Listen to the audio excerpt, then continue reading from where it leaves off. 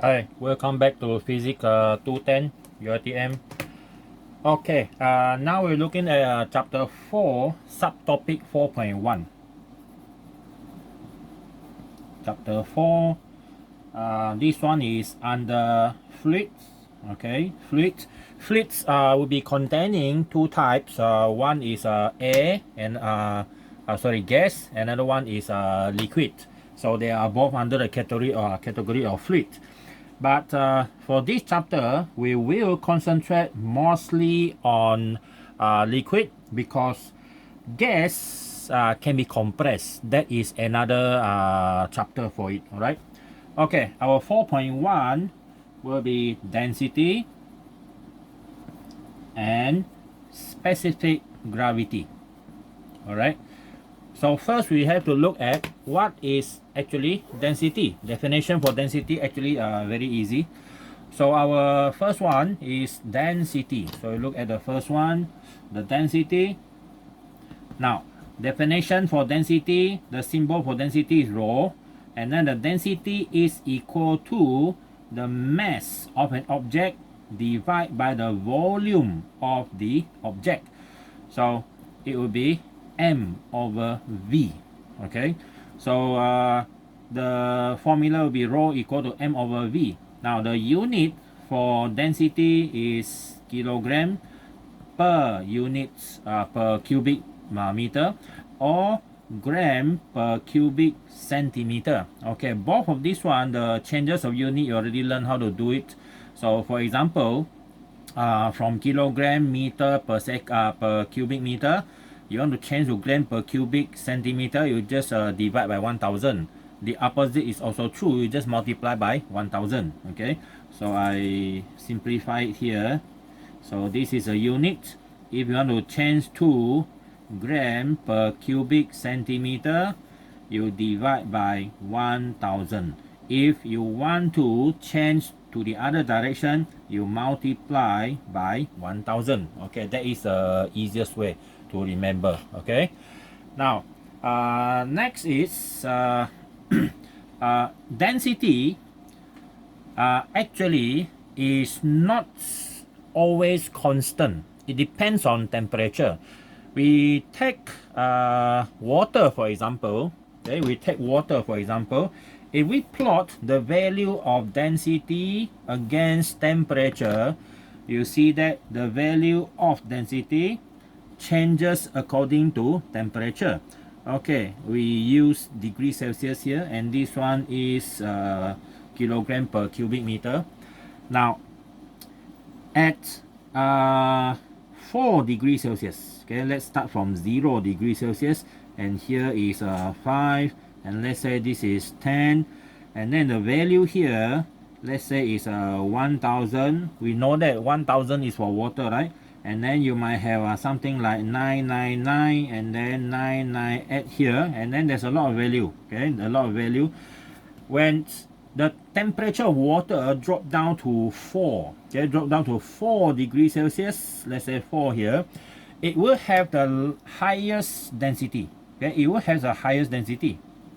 All right, so that is the density of water at 4 degrees Celsius.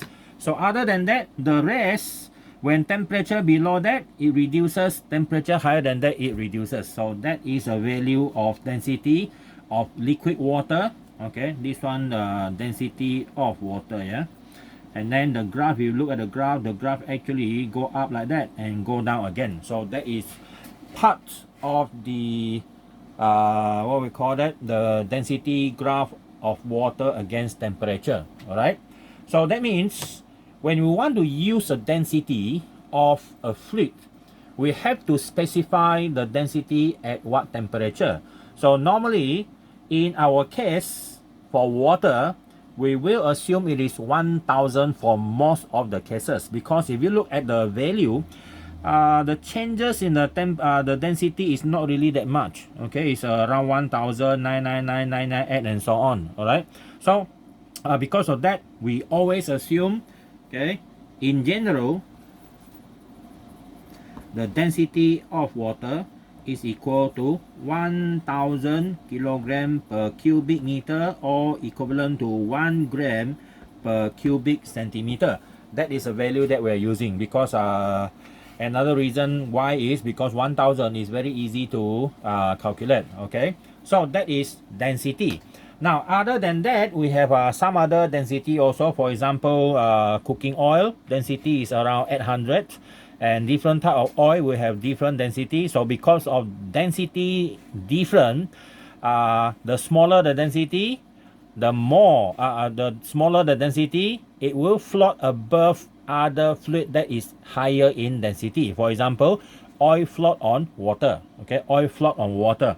And then so far, the one that is easily available in the lab, which has one of the highest density in the element of chemistry, is mercury. Okay, mercury have a density of 13,600 kilogram per cubic meter. So that is actually quite high.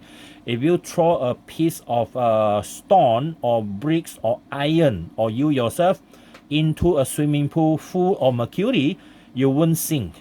Okay, you're not going to sink because you're going to float no matter you know how to swim or you don't know how to swim. Okay, so because simply your density, the density of iron, the density of stone, bricks, they are all much less compared to the density of mercury. Okay, so another example, okay, of other material, okay, like mercury, we always use Hg. Okay, another name for mercury is hydrogyrum. Okay, so it is 13,600 kilogram per cubic meter. And then for oil, cooking oil is around 800, okay, kilogram per cubic meter. So that means if you put three of these things together, okay, in a container, mercury at the bottom, and the top is oil, and then in the middle is water. Okay, and that is how things work in nature. All right, now, other than this way in telling people about the density of a fluid, we have another technique. Okay, for example, we know that the density of water is 1000. So when you mention the density of mercury, you say 13,600. Is like kilogram per cubic meter. So like it's very inconvenient. Okay, it's very inconvenient. There is another way. You tell people the density of that particular material is how many times the density of water. For example, if we divide the density of mercury by the density of water, we get 13.6. So we call that one specific gravity. Okay, specific gravity. So that means when you say specific gravity of mercury is 13.6, that means it is 13.6 times the density of water. It's actually much more convenient in engineering. Okay, so the next one, 4.1 again, but this one is B. So specific gravity. Okay, specific gravity. Now, specific gravity here, the symbol is SG. Okay, SG, not Sarawak government. Yeah. So that is our next one, B, specific gravity. So specific gravity, Sg, is defined to be the density of fluid. Okay, density of fluid divided by the density of water. Okay, density of water. Of course, it must be pure water lah. So here we have density of fluid, X unknown, and then divide by density of water.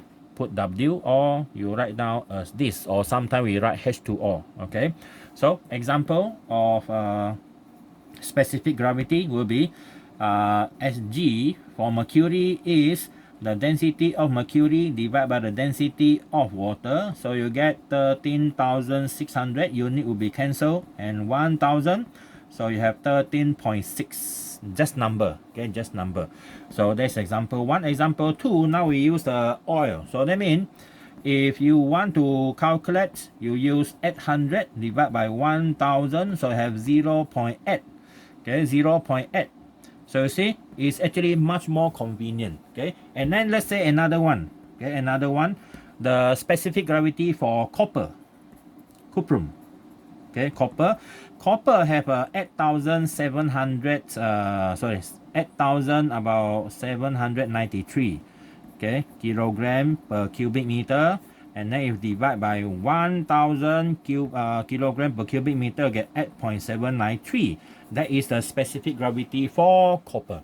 Okay, so there are much more. Okay, everything can be calculated, their SG value, okay, based on this formula. Okay, so that is our specific gravity and how it is related to density. So remember, specific gravity got no unit. Okay, it's just a ratio of the density to density, so the unit cancel, so it's just simply a number, or you can call that one the index. Okay, index of mercury compared to water is 13.6, index for oil is 0.8, index for cuprum is 8.793. Okay, so that is what we have for the 4.1. Now next one, 4.2. Okay, 4.2 will be pressure, okay, in fluid. Okay, pressure in fluid. Now what's the meaning of when you say pressure in fluid? It means that if you have a container, okay, you have a container and you fill up the container with water, okay, with water or with any fluid, okay, fluid, okay, fluids or liquid mostly, okay, liquids, it can be like water or oil or mercury. Now when you are at the surface here, okay, of course you are only exposed to what we call the atmospheric pressure.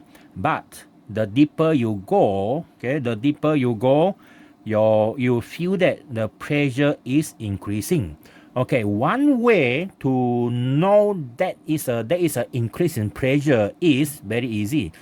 So let's say you can go to the swimming pool or any mass of water that you can enter, you can go and dive into the water without protection to your ear. Okay, you don't wear any earplug, okay, but you can wear your goggles. Okay, so the deeper you go, you realize that your eardrum, you can actually feel the pain in your ear. The deeper you go, the more painful it will become. Okay, why? Because your ear will trap some air when you are inside the water. Okay, and then the deeper you go, the liquid water exert pressure into the air column in your ear, and that air pressure increase, it push your eardrum inwards, both side.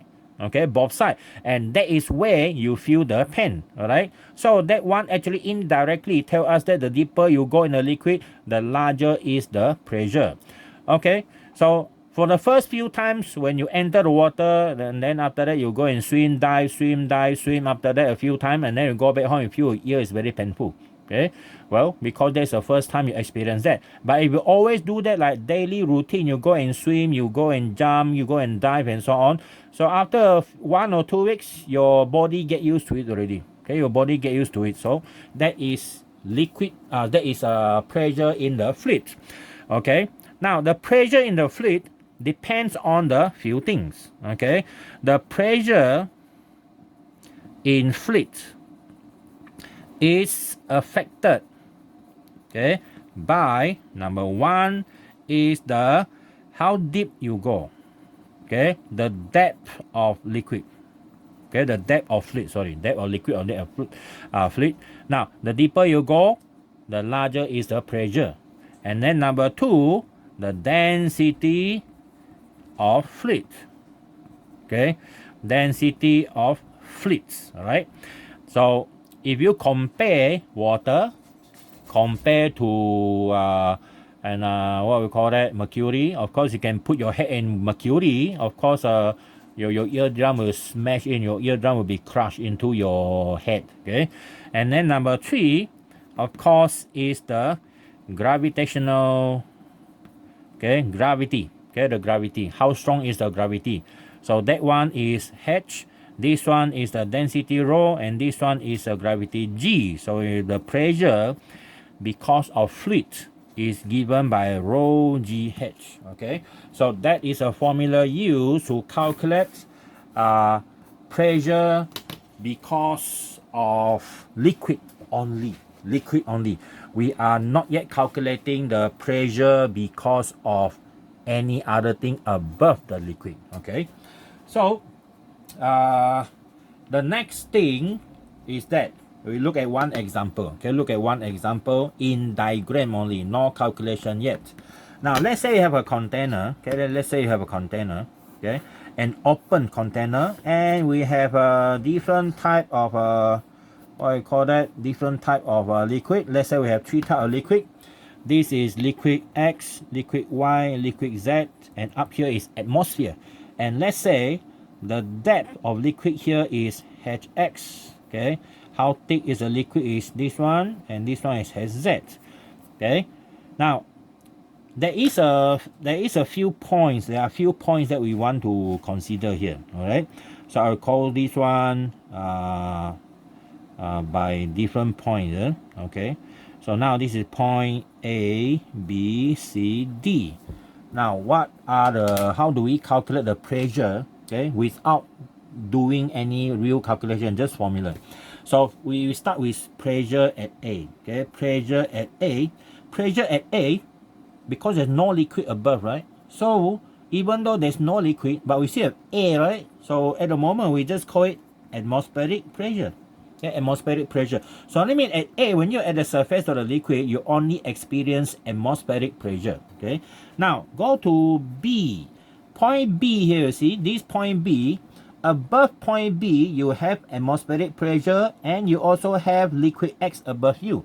So that means now you are experiencing two pressure. One from atmospheric pressure, another one from liquid X. So that is rho GH. This one is X. Okay. And then C, same thing. Okay. You just simply sum up whatever you have. X, Y, and finally for the D is rho GH, rho GH, rho GH, X, Y, and Z. Okay, that is how you calculate the total pressure. Okay, the total pressure or the absolute pressure. See, so that is the 4.2 pressure in fluids. Okay, now we're going to pay more attention now on this particular guy, atmospheric pressure now. Okay, so this is our page 1. So the next one is atmospheric pressure, 4.3. Okay, 4.3 atmospheric. Okay, atmospheric pressure and gauge pressure. Okay, gauge pressure. What are the difference between them? Okay, so the first one, atmospheric pressure, and the next one is a gauge pressure. Okay, so first we look at atmospheric pressure.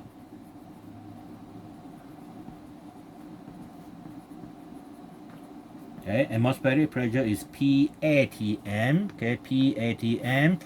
Now, if you look at the Earth here, the Earth, okay, this is the Earth's surface. Now you have a layer of atmosphere. Okay, atmosphere.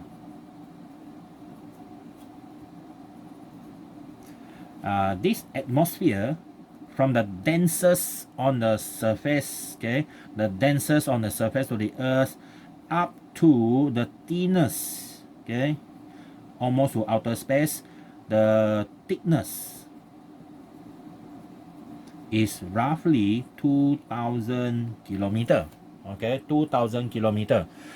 But of course, the one that is we can breathe in normally is the one near the sea level. Okay, you want to know how difficult is the breathing or how less is the oxygen in the air. The higher you go, you can try this.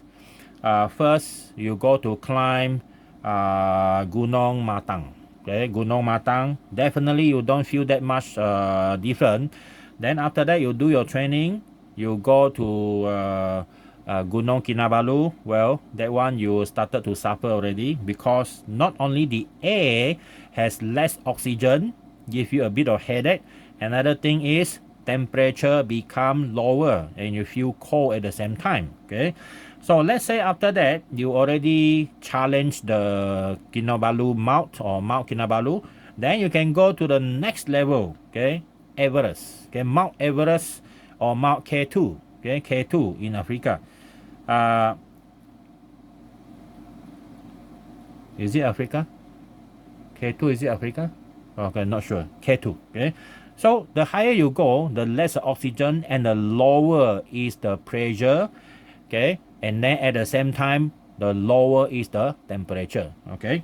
So that is roughly what we have here. But when you are on the surface of the earth, let's say this is you, okay, this is you or this is me. Above me, okay, above me, there is a column of air pushing down on me, okay. The air actually has weight. The total weight of the air is pushing down on me, the weight of the air, and it pushed down on me on every part of my body, okay, on every part of my body. And this air here, this weight of the air is a force. So the pressure on me is equal to the weight of the air divided by my body surface area, okay, my body surface area. So averagely, you can actually calculate pressure. So this one is called atmospheric pressure, okay, atmospheric pressure, all right. So that is where it comes from. Now, what is this value, atmospheric pressure?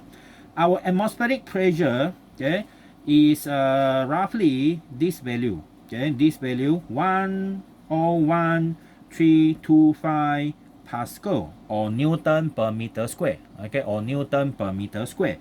And then of course, we can simplify this value. It becomes 101 kilo Pascal, okay, kilo Pascal. And then also we can use 1.01 times 10 to the power 5 Pascal, okay. So these are simply value that we can use in our calculation. But of course, this value will be given if you are asked to calculate in exam, okay. So that is the value of our atmospheric pressure, okay, the value of atmospheric pressure. So most of the time, the easiest to remember is this value, okay, 101 kilopascal, or this one, okay, 1.01 10 to the power 5 Pascal, okay. Now this atmospheric pressure, why we need to study atmospheric pressure? Because of the next thing, because of the gauge pressure, okay. Now we look at gauge pressure here, okay, sorry, gauge, not gauges, okay, gauge pressure. So gauge pressure, we normally have a symbol PG, okay, gauge pressure, not gas pressure, okay. Now what are gauges? Gauges means what? What is this? Gauges is equipment, okay, equipments. Gauges are equipment that come with meter, okay, that come with a meter. So for example, you know that when you are pumping bicycle tire, there is a pointer to show you how much pressure you have, right? So that is example of gauges, okay, gauges. So something that gives you like this, okay, you have something here, and then you have a pointer to tell you how much pressure you have here, okay, 0, 1, 2, 3, and so on. These are gauges. So the gauges, okay, or the equipment or this meter, okay, they give us reading above atmospheric pressure.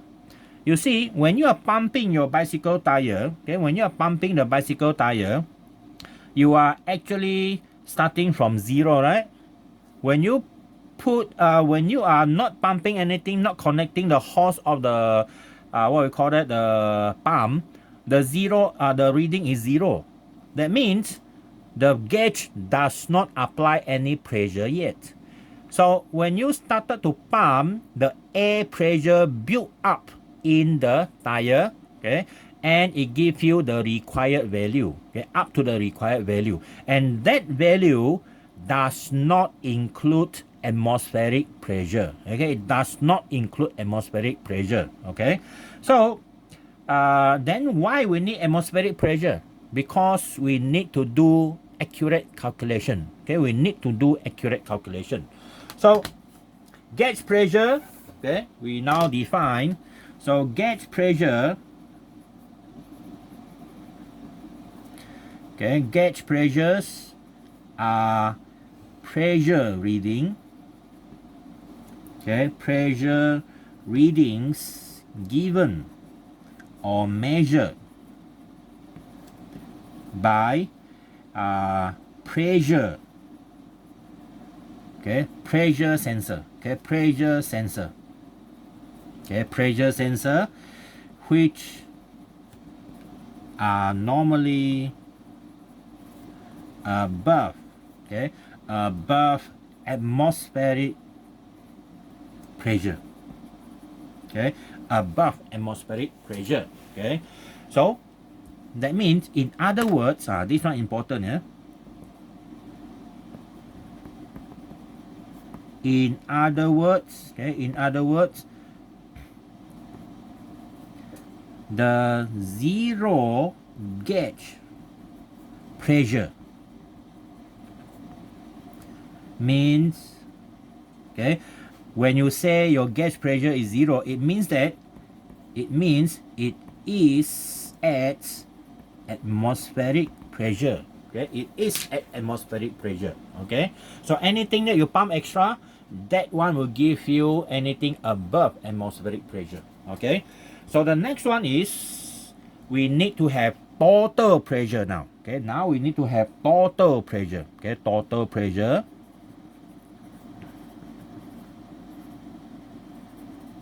Okay, so total pressure is P total, okay, P total, or sometimes we call P absolute, okay, P absolute. So what's the formula? The total pressure or the absolute pressure is equal to the pressure because of the gauge, okay, gauge pressure plus the atmospheric pressure, okay. So we simplify it, it becomes P absolute is equal to P gauge plus P atmosphere, okay. So that one is the formula to calculate the total pressure or the absolute pressure, okay, the absolute pressure. We only drop out, okay, we only assume this is not important if the gauge pressure is extremely large compared to this value. For example, when you're talking about few hundred or few thousand megapascal, then this 101 kilopascal you can neglect it, okay. But most of the time we need to use them, okay. So the absolute pressure is equal to gauge pressure plus atmospheric pressure, okay. Now how do we measure pressure, okay? How do we measure pressure, okay? So the next one, 4.4, is a measurement of pressure, okay. 4.4, measurement of pressure, okay, measurement of pressure. So how do we measure pressure then? So there are a few equipment that we can use to measure pressure. So the easiest one, of course, the most direct one, we call that one barometer, okay, barometer. Now barometer, the simplest barometer looks like this, okay, the simplest barometer looks like this, okay. You have one whole container of mercury, and then you have an inverted glass tube closed at one end, okay, closed at one end, and the glass tube is normally about 1 meter long, okay, 1 meter long, and then this is full of mercury, okay, this one is full of mercury, here mercury, right, and then the atmospheric pressure will push, okay, the mercury in. This one are vacuum initially, okay, so push the mercury up to a certain height, okay. So the height of the mercury column, okay, give us the value of atmospheric pressure. So the height is actually measured from the meniscus of the mercury at the top until the meniscus here at the bottom container. Okay, this is what we call the height of Mercury. Right? Height of Mercury. Now, what is the value? Averagely, okay, our atmospheric, okay, averagely, our atmospheric pressure is roughly 76 centimeter of mercury.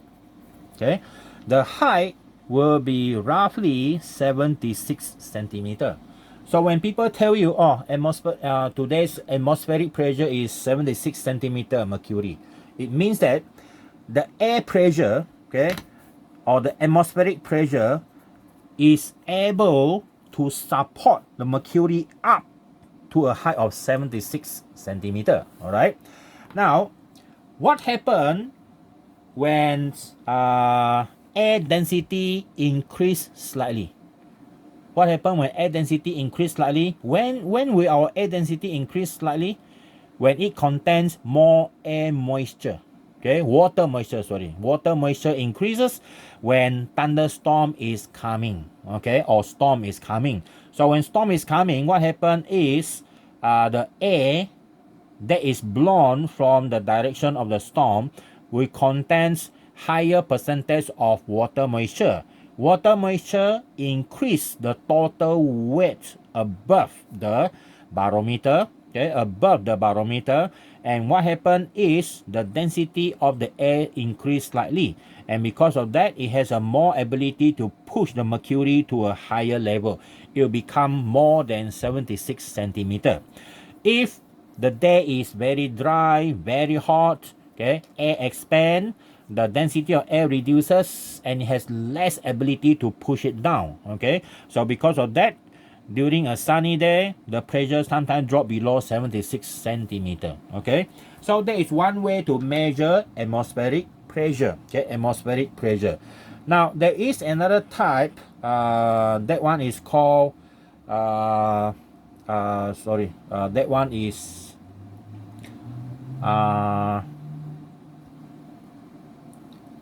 Aneroid barometer. Okay, but we're not going to discuss here for the aneroid barometer.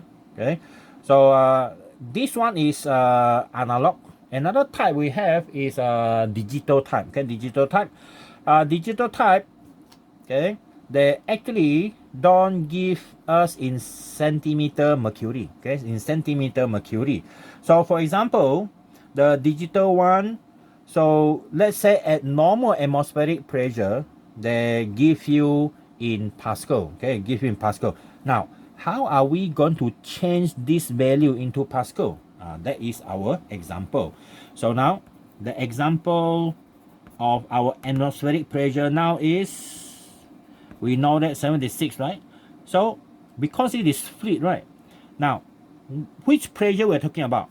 We are looking at the bottom line here. If you look at this bottom line, okay, the pressure, okay, the pressure here and here are the same because they are on the same level. In liquid, they are like that. Okay, so when they are at the same level, they are the same. So I call this one A and B. So that means pressure, atmospheric pressure, pressure at B is equivalent to the pressure here. So then this one is atmospheric pressure. So this one is the pressure of the fluid. Now, how to calculate pressure in fluid? Remember, rho GH. Yes, rho GH. Now, this rho is the density of mercury, which is 13,600. And then our G is 9.81.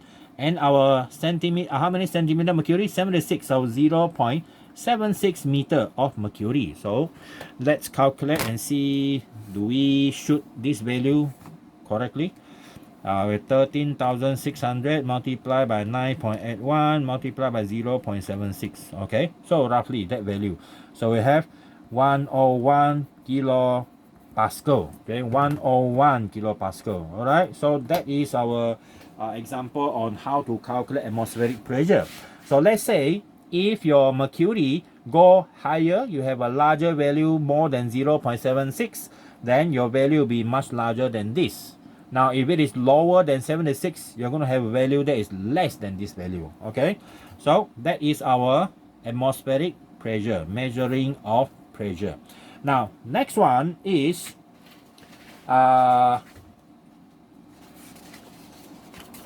equipment. Okay, equipment used to measure pressure. Okay, equipment used to measure pressure. Another one B, we look at this one is called the manometer. Okay, what is manometer? Manometer actually is a U-shaped meter. Okay, it's actually a U-shaped meter. Mano mean U-shape or U-tube. Not the YouTube you're watching here. This is YouTube. This YouTube. Okay, this YouTube we are talking about. Okay, now YouTube have a shape like this. Okay, this is a U-shaped tube. Okay, something like this. All right. Now let's say you pour in. Okay, you pour in two different type of liquid. Okay, two different type of liquid. So first you pour in water. Okay, let's say you pour in water. So this one is initially like this one. When you pour in water, definitely find after they settle down, your water will be in the same level like this, right? So that both sides are exposed to atmospheric pressure.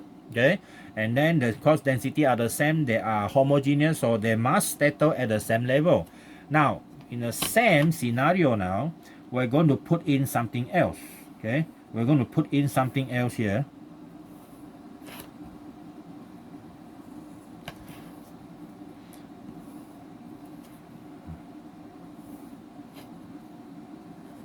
Okay, instead of only water, now we put in something else like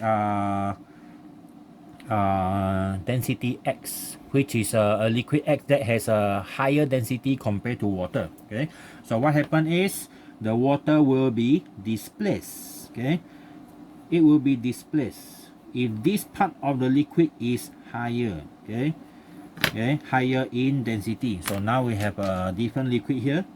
This is liquid X, and then this is liquid water. Okay, this is water now. So what happened is, okay, so we call this one liquid X. Okay, liquid X, and this one is water. Okay, this one is water. But both are still exposed to the atmospheric pressure. Okay, so the manometer normally is used to find out the density of the other liquid or liquid X, okay? Because we already know the density of liquid water. But what we need to measure is this. You need to go to the lowest boundary level. Where is the boundary? The boundary is the boundary between the liquid X and non-liquid and the water, okay? So when you have this boundary, you find the lowest one. This is the lowest value. This is another one. This is another one. This also boundary, right? Boundary between liquid X and air. Boundary between water and air. But this is the highest level. This is a medium. This is the lowest. You always go to the lowest. Draw a horizontal line. Okay, draw the horizontal line, and then measure how high the liquid goes. Okay, how high the liquid goes. For example, water here, okay, and this is H water, and then another one here, this one is X, liquid X, HX. Now, what did I mention to you just now? Anything at the same level, I call this one level A and B. So anything at the same level here have the same pressure, right? Pressure at A must equal to pressure at B, right? And then other than that, because they're open system, they are also exposed to atmospheric pressure. Both sides have the atmospheric pressure. So what are your pressure at A? Pressure at A is atmospheric pressure plus the pressure because of liquid X. So we have here atmospheric pressure plus rho GH, density X, height X. And then here also the same, atmospheric pressure plus density pressure because of water. So we have plus rho GH again, okay, plus rho GH water. But since these one are the same, right, we can cancel them, leaving us with rho GH, water, X and X, and then the G also the same, we cancel, and finally we can calculate the density of liquid X simply using these rules. Water's height divided by liquid's height. Okay, so that is how we find the density of X. But we can also use it for something else. For example, if you divide rho X, okay, rho X divided by rho W, density of an unknown X divided by density of water is called specific gravity. So the specific gravity is given by HW divided by HX. Okay, so that is how we use manometer to measure pressure for two different type of liquid. Now, the other measurement for manometer can be for gas. Okay, so for example, you have a manometer here. Okay, a manometer, but this manometer have a lopsided. That means one side is longer than another side. Something like this, so that the purpose is to push the mercury to another level. Okay, so this one is connected to a gas container. Okay, a gas container, for example, okay, a gas, for example, oxygen gas, right? Okay, oxygen gas. Okay, so that is a gas tank. Okay, gas tank. You want to know the pressure of this one, and then you have mercury here. Okay, you put mercury, so let's say the mercury are pushed up to this level. Okay, here, so this is a mercury or any other very dense liquid, but so far the only liquid that is dense is mercury. Okay, so now what we need here is we need to measure how high does the mercury goes. Okay, how high does it go? So this is the mercury level. Okay, mercury level. So again, as we know, we have point A and point B. We know that, okay, A here exposed to gas pressure only. This one is the P gas, and this one here is atmospheric pressure. That means point A only exposed to the gas pressure from the gas tank, but point B exposed to two pressure. One is atmospheric pressure, another one is a mercury's pressure. Okay, so we can calculate pressure A is equal to pressure B, but pressure A is equal to the gas pressure, and this one is atmospheric pressure plus the rho GH. This one is mercury. Okay, mercury. So that is how we calculate the pressure of a gas. Okay, so that is another way in which we can use manometer, okay, to do our gas measurement. Okay, to do our gas measurement. Yeah. Okay. All right. Okay. Next one. Our next one will be Pascal Principle. Okay, our Pascal Principle. Now our Pascal Principle is 4.5.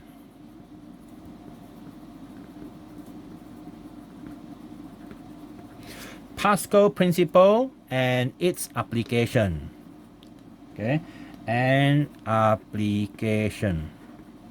Pascal Principle is very important. Yeah? Without Pascal Principle, okay, there's a lot of things that we cannot do, but maybe we can have other technology lah.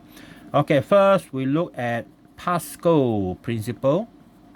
Okay, now we need to understand the definition. Okay, so we need to state Pascal Principle. What did he say? Okay, Pascal Principle stated that any external pressure applied to a closed system, okay, applied to a liquid, applied to a liquid, okay, or fluid, okay, applied to a fluid in a closed system or container, okay, the applied pressure will be distributed evenly or uniformly throughout the whole of the liquid, okay, the whole of the liquid. All right, so that is a closed container, okay, closed system. For example, okay, let's look at this quite a ridiculous example, okay, quite a ridiculous example. Now we start with example number 1 that is actually very crude. For example, you have a tank, okay, a very thick steel tank, okay. So the purpose is to conceal. Now there's a liquid inside, okay, the liquid inside here, okay. So you have a liquid inside here, okay, and then I'm sitting down there, enjoying the liquid, enjoying looking at nothing because it should be dark inside, right? And then someone detonated a bomb, okay, a bomb here detonated, palm exploded. I will be dead, okay, I will be dead because even though I'm quite far from the bomb, but because of the bomb exert a pressure in a container, okay, so what happened is this pressure is going to spread out throughout the whole liquid. But it seems like it's quite well understood because it seems like, well, of course, because you are directly hit by the pressure shock wave, right? Okay, now another example, okay, another example. Now I redesign the tank, looks like this, okay, it looks like this. Now it seems that I have a place to hide now, okay, I have a place to hide, which seems like I'm not going to experience any shock wave. Okay, so there is a blind corner, okay, there's a blind corner which I cannot see the bomb cannot see me. So now this is a very thick container, okay, again I'm here enjoying my view, okay, quite sleepy. Now there is a bomb exploding somewhere here at the corner, see, somewhere here at the corner a bomb exploded. Now will I suffer? Definitely I will suffer because the shock wave or the increase in the pressure because of the explosion of the bomb is going to travel, okay, redistributed. I will die also, okay, I will die also because of the explosion of the bomb, even though there is no direct transfer of the energy from the bomb to my body. So that is what Pascal principle is talking about. It will disturb somewhere, okay, the liquid in a closed container, the pressure, whether if it is increased, everywhere will increase. If the pressure reduce, everywhere it will reduce, okay. So that is Pascal principle, okay, the meaning of Pascal principle, okay. Now that's it, there's a Pascal principle. Now what are the application, okay, application. So these are page number 3. Now the application of Pascal principle, there is actually quite a few, okay. One of it is the hydraulic system, okay, hydraulic system. So we have the second one, this should be B already, right? Okay, this is A. Now B, application, okay, application of Pascal principle, okay, Pascal principle, hydraulic jet system, okay, hydraulic jet system. Okay, very simple hydraulic system, something that looks like this, okay. You have a big cylinder. Now you remember why I used that example just now, okay. You can have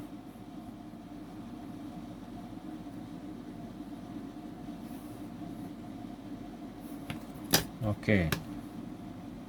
So we need a closed system. Okay, we need a closed system. So we have two cylinder. Okay, two cylinder. This is one cylinder, another cylinder, one big, one small. Okay, one big, one small. Bigger cylinder with a larger piston, smaller cylinder with a smaller piston, and then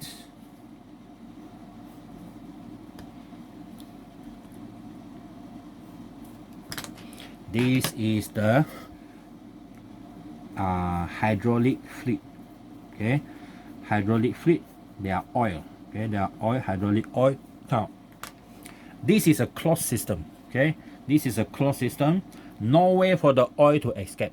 So when you disturb one part of the liquid, okay, for example, when you are pushing this one down, everywhere will experience the same pressure, and this one will be pushed up. And then when you are pushing this one down, this one will be pushed up because you also disturb the liquid here, even though there's no direct relationship between this one and this one. But the pressure is distributed throughout the whole liquid. Everywhere experience the same pressure. Okay. So what happened when we apply a force here? Okay. Let's say we have a force here. We know that we apply a force here. So this one is a smaller cylinder. Okay. We call this one small cylinder or small piston. Okay. Let's say the cross-sectional area is A small. And then this one is a large piston, and the area is large or small, big. Okay, small and big, large piston or big piston. And then when we push down, we definitely know that there is a force being pushed up, right? Being pushed up. Now we want to calculate how big is this force when you apply a force F small. Okay, and of course this one there will be a force we call the big force. Okay, big force. Now according to Pascal principle, okay, so according to Pascal principle, the pressure applied here, okay, the pressure at the smaller piston must equal to the pressure at the big piston, right? Because when you disturb here, everywhere will be the same. So the pressure here is given by the Fs divided by As, and this one will be F big divided by A big. So that means the force here is equal to the ratio of the surface cross-sectional area of the pistons multiplied by the force you apply. That means you are actually multiplying the force. Okay, for example, if you have the same piston here, okay, same piston size, you push in 1 Newton, you get 1 Newton. Let's say if this size here is 10 times more than that, you push 1 Newton, you got 10 Newton here. If this one is 100 times bigger, you push 1 Newton, you got 100 Newton. Alright, so that is the meaning of hydraulic jack. Okay, using the principle of Pascal. Okay, using the principle of Pascal. So FB, okay, will be larger than FF if your AB is larger than AS. Alright, so that is the opposite. If your AS larger than AB, your force will be the opposite. Okay, that is how it functions. But normally for hydraulic jack, we want our surface area here to be much larger than the one here. So we produce a very large force. Okay, we are producing a gigantic force here, and that's why hydraulic system is one of the largest, most powerful system in the world. You look at crane, bulldozer, excavator, all those tractors, they are using hydraulic system, okay, to do the work which human cannot have done it. Okay, so that is one of the application of Pascal Principle. Okay, so that's it for the Pascal Principle. Now next one will be our Buoyancy and Archimedes Principle. Okay, the next one is Buoyancy and Archimedes Principle.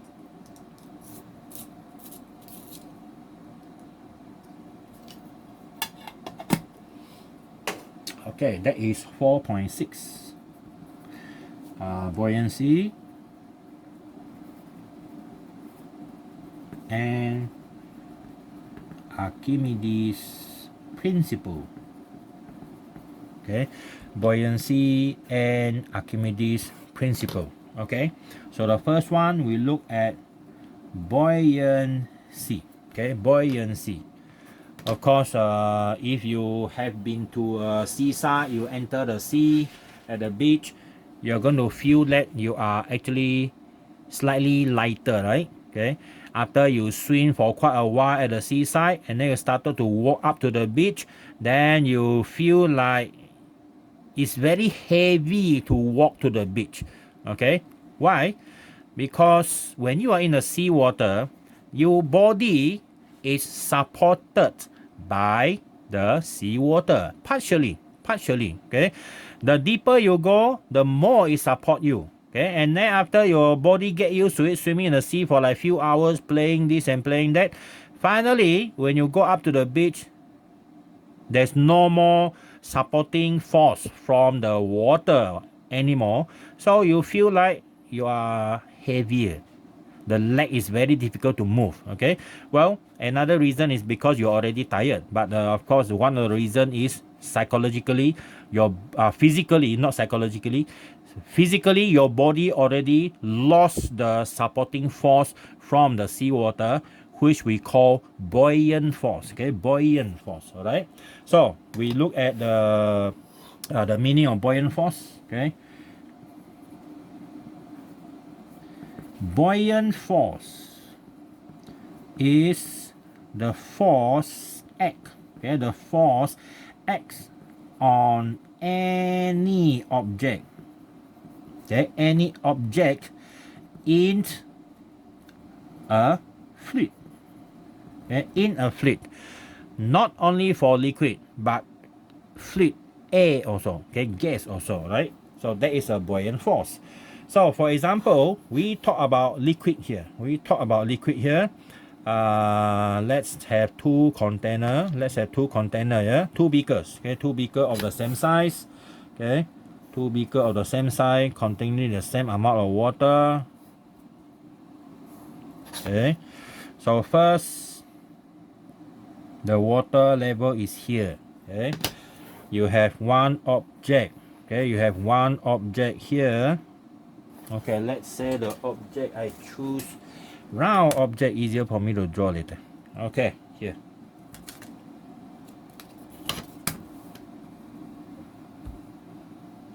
All right, now that is number 12 I choose. Now you have some spring balance. Okay, you have a spring balance here, so I use a very simple drawing for spring balance. Okay, so you have a spring balance reading. Let's say this reading here is let's say 10 Newton. Okay, 10 Newton, and these are of the same ceiling. Okay, same ceiling here, right? Okay, this object here is 10 Newton. That is a weight, right? The weight. Okay, so the actual weight is 10 Newton. Okay, now let's assume again, when you put the liquid, okay, the liquid inside the water, okay, inside the water, assume this liquid can sink. Okay, is much denser. So definitely you realize that, okay, the water level already increased, right? The water level already increased, and the spring balance, okay, we actually already reduced. Okay, now what happened to the spring balance now? Will be shorter, right?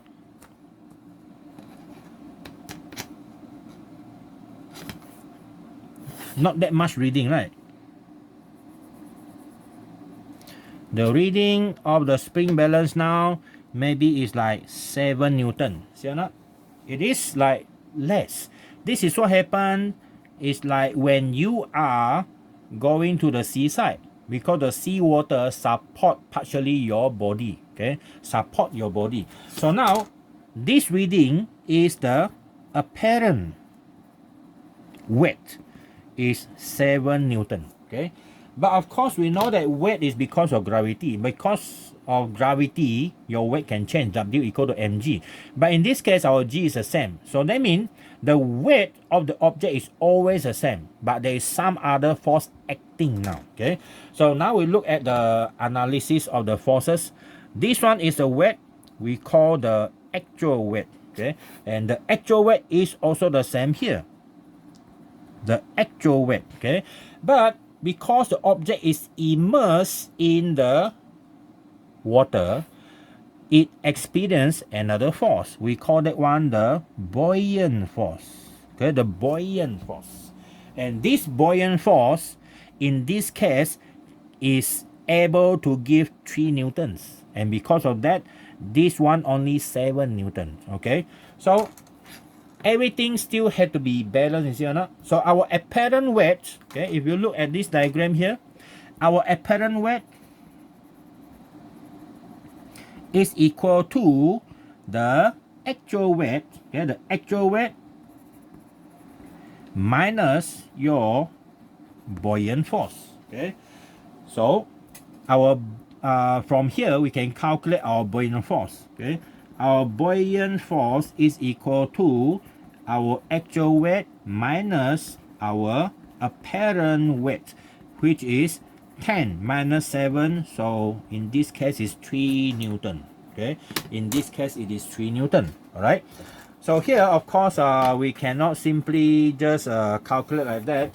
Okay, so physics, we normally want to find a formula so that we can calculate even though the things are not yet built.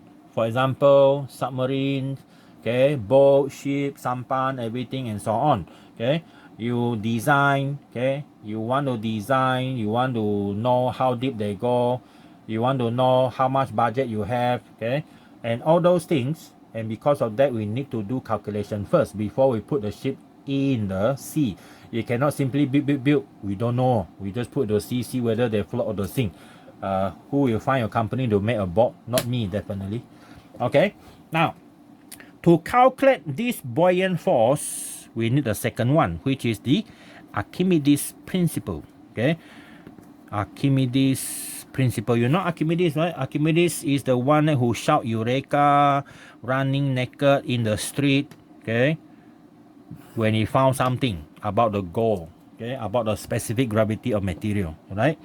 Now, first we look at Archimedes Principle. We define first the definition. Okay, we look at the definition for Archimedes Principle.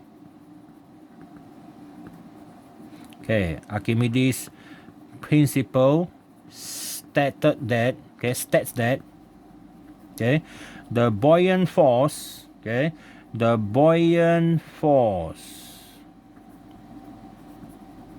okay, the buoyant force on an object, okay, immersed totally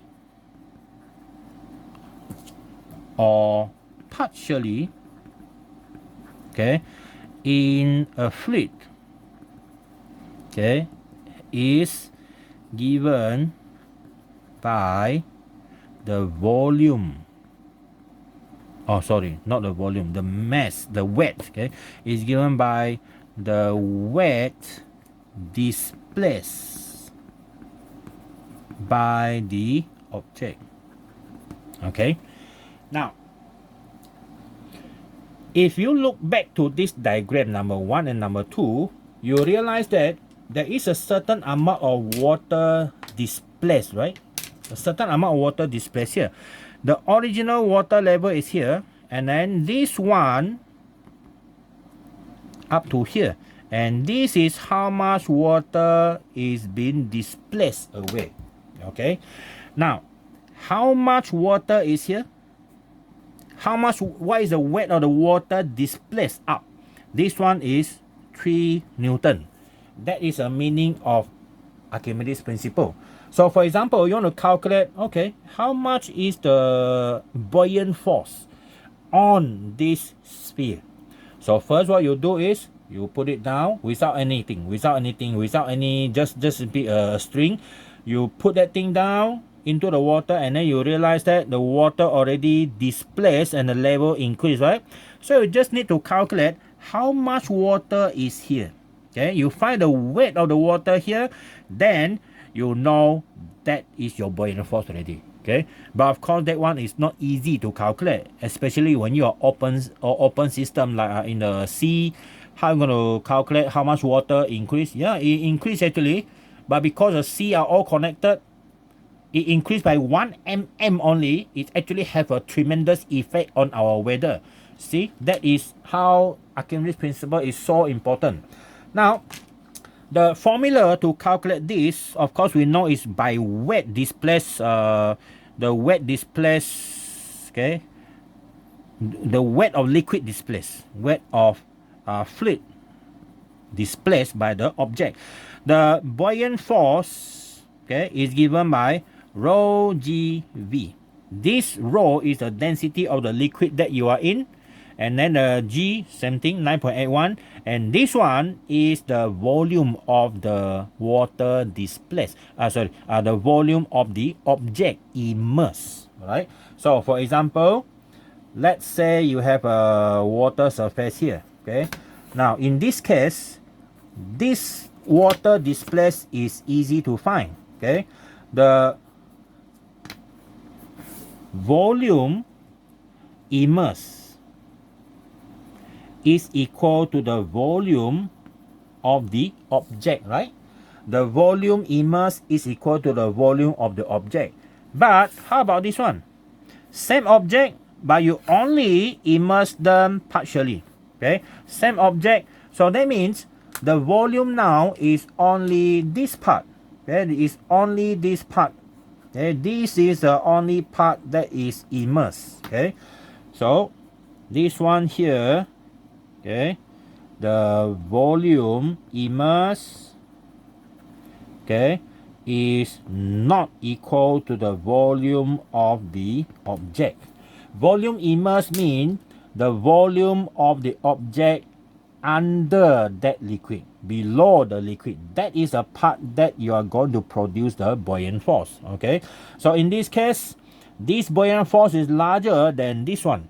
Okay, so it depends. Okay, the buoyant force depends on 3 factors. Of course, number 1 is density, number 2 is gravity, and then number 3 is the volume. But of course, we know that we cannot change the density of the sea or the river water. We cannot change the gravity, but we can change the volume, right? Okay, we can change the volume. So that is how we build ship. You're not going to build ship by using one whole chunk of iron, right? One whole chunk of iron will sink. But people don't believe that when you say I use iron to make ship. Can. All big containers are made of iron and steel. They float because you have empty space inside. Okay, you have empty space inside. And when your empty space inside give you enough buoyant force, your ship will float. For example, something like this. This is a water level. Water level normally we draw like this. This is a water level. Now, a whole ship that is made of iron definitely will sink. Okay, one solid iron, that one definitely sink, because we show you what happened next. Then a ship that is made of only, okay, something like this, see or not, same shape, same volume, but because this one has a larger weight is big, this one the weight is small, and then you see they are actually under the same depth, right? The same amount of water below there. Okay, the same amount of water immersed. Okay, both have the same immersed volume. Okay, same immersed volume here. I draw the same immersed volume. same V immerse. Okay, but both have the same, this one, buoyant force, FB. Okay, so in this case here, okay, in this case, W big is much larger than this one, so the boat sink. This one, W small, is much smaller. Much smaller than your FB. So this one float. Easy. Okay, very easy. And then at the nowadays, we can build the same size like that by using fiber or using wood. They can float even better compared to the ship, right? Made of what we call that, the steel or iron. All right. So that is our Archimedes principle. Okay, and where do we apply it? Where do we use it? Okay, this is our page number 4 already. We use it in a submarine, okay, in a ship like this, in a submarine, okay, and then a lot of other things. Okay, a lot of other things. Okay, now we look at the application of Archimedes principle. Okay, Archimedes principle. We go to our page 5. Application.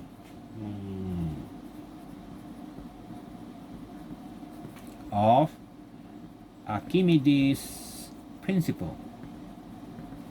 Okay, application of Archimedes principle. Now, first one, we look at boat. Okay, ship. Definitely the design of ship. Okay, the design of ship will be containing like structuring layer. Okay, this is ship made of steel.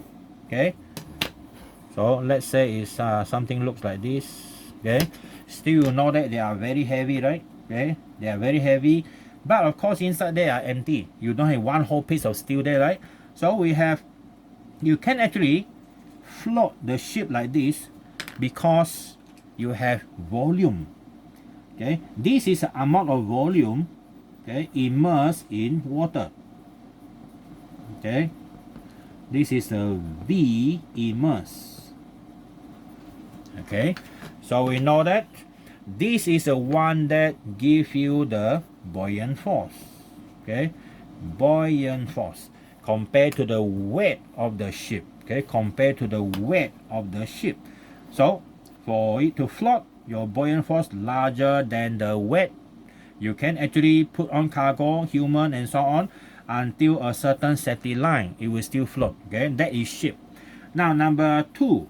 Okay, number 2, submarine. Okay, submarine. How do submarine do this 3 wonder? Okay, how do submarine do this?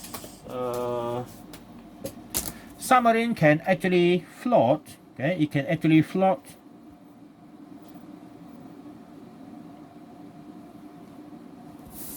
Okay, it can float.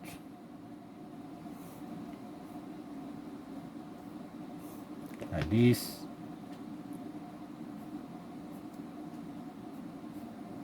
Look like a torpedo. Okay, it's okay. Okay, this is what submarine is doing. Okay, floating. Okay, it can float. Now, it can float because it has it already like pump out all the water. It has a lot of air in the tank. So the tank is normally down there. Okay, we don't have a cross-sectional diagram for that. So it can float. In this case, okay, the weight is small. Okay, the weight is small compared to the buoyant force, Fb, compared to the W. So in this case, it floats. Okay, it floats. Okay, your Fb larger than the W. Now, submarine can do in between also. Okay, it can do in between, like inside. Okay, like inside.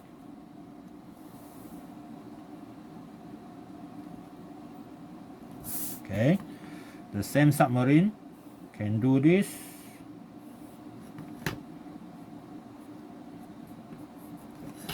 Okay, sinking, not sinking, cruising under the sea.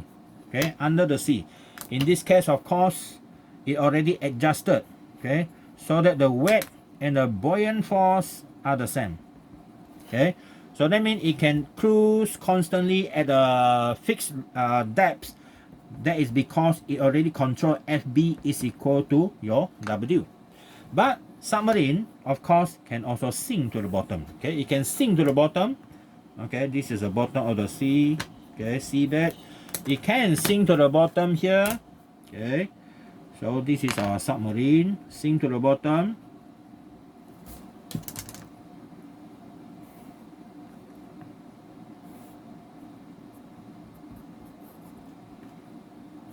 Okay, maybe to avoid, or maybe there is a puncture. Now this is the weight and this is a buoyant force. In this case, your buoyant force smaller than your weight. This submarine is at the bottom of the sea.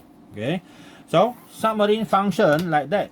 Okay, so it can float to the surface, it can sink to the bottom, it can stay in between. All right. So, do we have submarine in Malaysia? Yeah, we got 2. Okay, next one. Okay, next application C will be what we call that one, the hydrometer. Okay, hydrometer. What is a hydrometer? Hydrometer actually, okay, this one is a submarine. Okay, hydrometer is a device used to find the density of liquids, okay, by putting that device into the liquid directly. Okay, so let's assume there's a container like this. Okay, and it contains liquid here. Now that device, hydrometer, it actually have a very small test tube. Okay, and then it's concealed. Yeah, it is concealed. It has scale here. These are the scale. Okay, and then empty space or maybe air, and then these are heavy material, lead shot. Okay, these are scale. This is lead shot, plumbum, bullet. Okay, and then these are chamber, air chamber, and then these are scale. Okay, these are scale. Now the scale here normally is referred to the water scale. Okay, refer to the water scale. The scale might look something like this. Okay, so we increase the size of the scale. Yeah, okay, we enlarge here. This is a scale. Now this one is 1.00. Okay, 1.00, and then anything down here, okay, anything down here will have a value that is much larger than that. Value up here show you the opposite. Okay, show you the opposite. So for example, here is 0.90, 0.80, 0.7, 0.6. Here will be 1.10, 1.20, 1.30, 1.40. Alright. So if you put the hydrometer, okay, in liquid water, that hydrometer will float until your water level is the same as number 1. If this one is water. Okay, if this one is water. Now let's look at another situation. You put inside sulfuric acid, okay, diluted sulfuric acid. What happened to the scale? Okay, where is the scale now? This is diluted sulfuric acid. Okay, diluted sulfuric acid here. So that means diluted sulfuric acid, the reading here should be more than 1, right? It should float higher. So this one is 1.2 something. Okay, 1.2 something, 1.21, 1.1, and up here is 1.00. Why? Because diluted sulfuric acid, inside the acid it contains mineral. It made that diluted sulfuric acid aqueous solution slightly higher in density. Okay, so because of that, it can support the hydrometer higher. It need less volume for that support. So because of that, it push up. Okay, it push it up. So if you put it in oil, then the story is different. Okay, if you put it in oil, cooking oil, let's say. Okay, cooking oil. Cooking oil has less density, right? So cooking oil here, this value should be 0.8. Okay, 0.8. So here is 0.7 and so on. So down here is 0.9, and the water is actually here. The density of water is here. Okay, so we have this oil, less dense, so it need more volume down there to produce the same amount of what we call that, the buoyant force. Okay, so that is how hydrometer is used, applying the what we call that, the Archimedes principle.